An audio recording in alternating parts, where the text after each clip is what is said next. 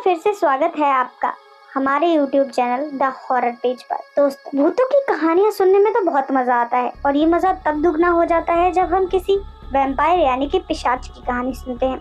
पिशाच के बारे में कहा जाता है कि पिशाच ना तो इंसान होता है और ना ही जानवर। ये एक ऐसा जीव होता है जो खून पीकर जिंदा रहता है। ये कहानी अमेरिका के मर्सी ब्राउन ग्रेव नामक शहर की है। इस शहर के बारे में बताया जाता है कि इस पूरे शहर में सिर्फ कब्रिस्तान ही कब्रिस्तान है। लेकिन हैरानी की बात तो ये है कि इस कब्रिस्तान जैसे सुनसान इलाके में भी रात के समय अजीब अजीब सी आवाजें सुनाई देती है और ये आवाजें पास के इलाकों में रहने वाले लोगों को साफ साफ सुनाई देती है। तो हैरानी की बात यह है कि जब इस पूरे शहर में कोई रहता ही नहीं है तो देर रात तक ये आवाजें कैसे आती हैं, और आवाजें भी इतनी भयानक होती है जैसे कोई किसी इंसान का दिल उसके कलेजे से फाड़ कर निकाल रहा हो।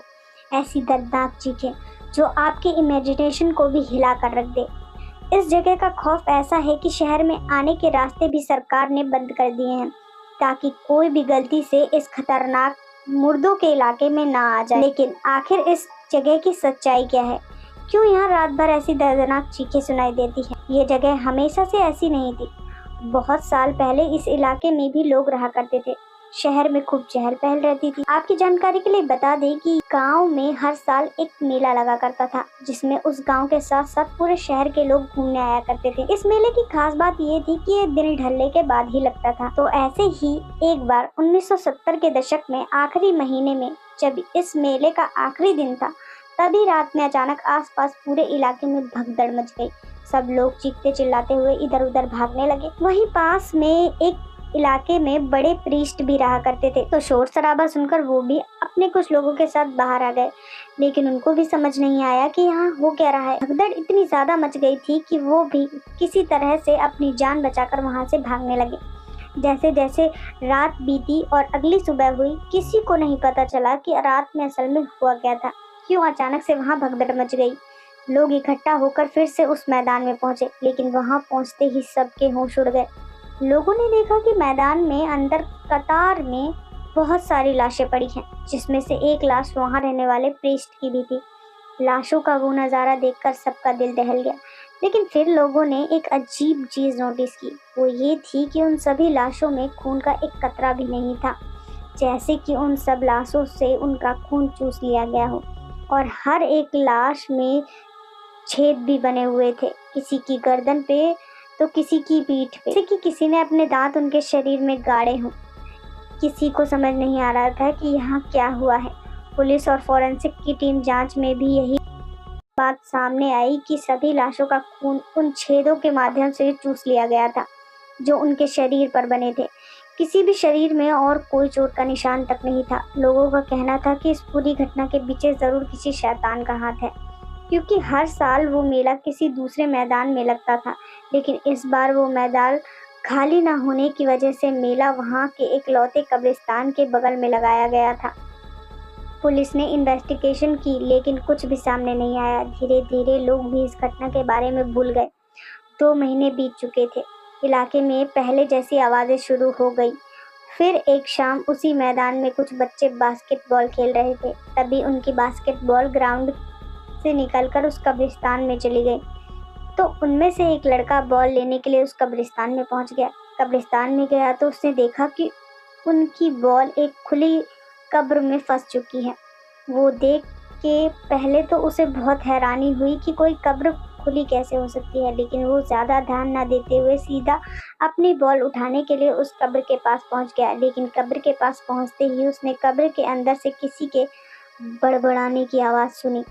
ये सुन के वो लड़का बहुत डर गया और वो जल्दी से बॉल उठाने के लिए नीचे झुका, लेकिन उसके झुकते ही किसी ने कब्र के अंदर से उसका हाथ पकड़ लिया। लड़का जोर जोर से चिल्लाने लगा। उसकी आवाज़ सुनकर उसके दोस्त वहां पहुंचे तो देखा कि वो वहां से गायब था। उन्होंने उसको आसपास देखा, लेकिन वो कहीं नहीं था।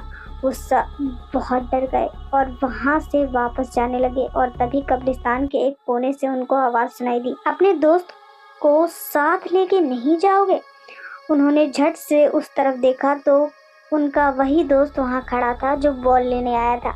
उन सबको लगा कि शायद वो लड़का उनसे मजाक कर रहा है, लेकिन तभी उन सबके देखते ही देखते वो लड़का एक खाली परछाई में बदल गया। ये देखते ही सबके होश उड़ गए। वो सब वहां से भागने लगे। वो उनका दोस्त नहीं था, वो अब कुछ और ही बन चुका था। तभी भागते हुए लड़कों में से उसने एक को पकड़ लिया और उसके ऊपर झपट के उसकी गर्दन में दांत गड़ा दिए और उसका खून पीने लगा। सब लड़कों ने वो सब अपनी आंखों से देखा था। किसी तरह बाकी के सब लोग वहां से अपनी जान बचाने के लिए भाग गए। अगले दिन तक ये बात पूरे शहर में आग की तरह फैल चुकी थी कि उस कब्रिस्तान में पिशाच का वास है। पूरे इलाके में डर का माहौल बन गया था, लेकिन बहुत से लोग इस सब को अफवाह मानते थे। लेकिन फिर धीरे धीरे पूरे शहर में ही वैम्पायर अटैक के मामले सामने आने लगे। सिर्फ कब्रिस्तान या उस मैदान में ही नहीं, बल्कि पूरे शहर में जगह जगह पर लाशें पाई जाने लगी और हर एक लाश में एक चीज समान होती थी। उन सभी की बॉडी से सारा खून चूस गया होता था। धीरे धीरे शैतान का खौफ इतना ज़्यादा बढ़ गया कि लोगों ने रात में घर से बाहर निकलना ही बंद कर दिया। लोग बताते थे कि ये शहर में कोई एक दो नहीं, बल्कि इन शैतानों का पूरा एक ग्रुप है जो लोगों का खून पीकर उनका शिकार करता है। फिर वहाँ पे एक बहुत बड़े एस्ट्रोलॉजर और एक पैरानॉर्मल एक्सपर्ट की टीम को बुलाया गया। उन लोगों ने बताया कि ये पिशाच उसी कब्रिस्तान से निकले हैं। ये एक तरह के कौम पिशाच है जो सिर्फ रात में ही बाहर निकलते हैं। लेकिन इस मामले की और ज़्यादा तह में जाने पर उन्हें पता चला कि ये शैतान असल में खुद से नहीं बने, बल्कि इन्हें बनाया गया है। पता चला कि एक काला जादू करने वाले सैनिस्ट ने उस कब्रिस्तान में लाशों को अपने काबू में करने के लिए उन्हें अपनी ताकत से जिंदा किया था, और वही उन सब शैतानों को अपने इशारों पर नचा रहा है। लेकिन उस आदमी ने इन मुर्दों को जिंदा तो कर दिया, लेकिन वो खुद इनको संभाल नहीं सका और मर गया। पैरानॉर्मल इन्वेस्टिगेटर्स और उस एस्ट्रोलॉजर ने मिलकर ये पता लगाया कि उस आदमी के पास एक खास तरह की चंदन की लकड़ी थी जिससे वो इन शैतानों को काबू करता था, और वो लकड़ी अभी भी उसी कब्रिस्तान में दफन थी। तो वहाँ के चर्च के प्रीस्ट और इन्वेस्टिगेटर्स ने मिलकर उन शैतानों को काबू करने के लिए एक प्लान बनाया। उन्होंने प्लान बनाया कि रात में उनमें से एक आदमी उस कब्रिस्तान में जाएगा, जिससे कि वो शैतान उसका शिकार करने के लिए अपनी कब्रों से बाहर निकल जाए और उनको पता चल सके कि वहाँ असल में कितने शैतान मौजूद हैं। उन्होंने वैसा ही किया। अंधेरा होने के बाद बहुत सारे लोग चुपके से कब्रिस्तान के बाहर खड़े हो गए और उनमें से एक आदमी कब्रिस्तान के अंदर गया, और जैसा उन्होंने सोचा था उसके अंदर जाते ही बहुत सारे मुर्दे अपनी कब्रों से बाहर निकल गए। और अपने प्लान के मुताबिक उन शैतानों के बाहर निकलते ही उन लोगों ने कब्रिस्तान के चारों तरफ लकड़ियों के बड़े बड़े बत्तों में आग लगा दी।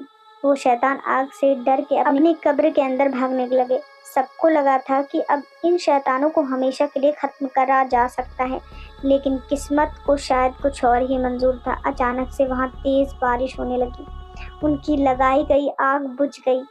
आग बुझते ही शैतान उन लोगों के ऊपर झपट पड़े। उनमें से कुछ तो अपनी जान बचा के भागने में सफल हो गए, लेकिन बहुत सारे लोग उन शैतानों का शिकार हो गए। अगली सुबह वो लोग वापस आए तो उन्होंने देखा कि सबकी लाशें उसी कब्रिस्तान में पड़ी हैं। सबके शरीर से खून चूस लिया गया है। ये बात आसपास के शहरों में फैल गई। वो पूरा शहर वैम्पायर्स के खौफ से बदनाम होने लगा। शहर के लोग भी डर के मारे शहर को छोड़कर दूसरी जगहों पर जाने लगे, और देखते ही देखते पूरा शहर वीरान हो गया। लेकिन उन शैतानों का खतरा अभी भी बना हुआ है, इसलिए कुछ समय बाद वहाँ से बहुत बड़े प्रीस्ट ने उस पूरे इलाके को चारों तरफ से बांध दिया, जिससे कि शैतान उस इलाके से बाहर न निकल सके। उस इलाके को उन्होंने बांध तो दिया था, लेकिन आज भी वो इलाका बिल्कुल वीरान है। लोग उसके आसपास भी जाने से डरते हैं। लोग बताते हैं कि आज इतने सालों बाद भी रात के समय उस इलाके से अजीब सी आवाज़ें सुनाई देती हैं, लेकिन वो आवाज़ें किसकी हैं ये देखने जाने की हिम्मत कोई नहीं कर पाता। इस कहानी को सुनने के बाद आपको क्या लगता है कि क्या सच में भूत होते हैं या फिर नहीं? कमेंट में ज़रूर बताएं। वीडियो अच्छी लगी हो तो वीडियो को लाइक ज़रूर करें और चैनल को सब्सक्राइब करना ना भूलें, ताकि आप ऐसी ही डरावनी कहानी सुन सकें।